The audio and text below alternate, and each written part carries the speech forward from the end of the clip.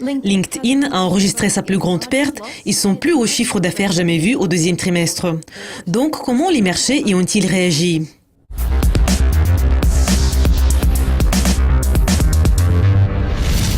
Le réseau social professionnel a annoncé qu'au deuxième trimestre, il a enregistré les revenus de 933 millions de dollars, une hausse de 31% par rapport à l'année précédente et les résultats les plus élevés dans l'histoire de l'entreprise.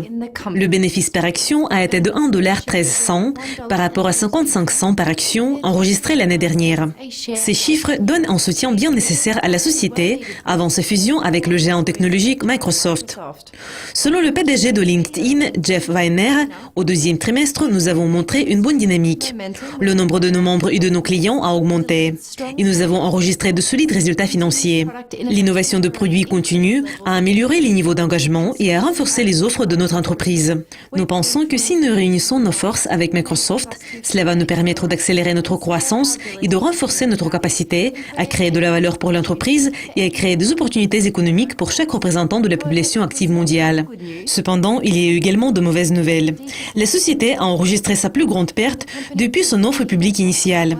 La société a connu une perte nette de 119 millions de dollars, ce qui a été causé en grande partie par les dépenses de 101 millions de dollars liées aux actifs d'impôt de la société.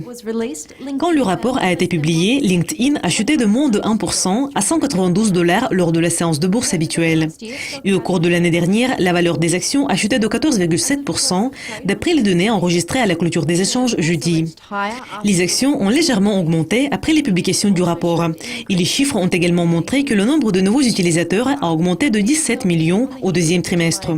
Ces résultats ont suivi un accord de juillet avec Microsoft qui a acheté la société pour environ 26 milliards de dollars.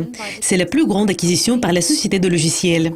Selon une conférence de presse de LinkedIn, dans le contexte de la fusion en cours, LinkedIn ne va pas mettre à jour les prévisions pour l'exercice 2016.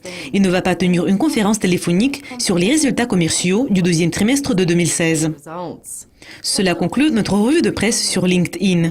Mais restez à l'écoute de Dukascopy TV tout au long de la semaine pour découvrir les dernières nouvelles sur les marchés d'échange. Au revoir.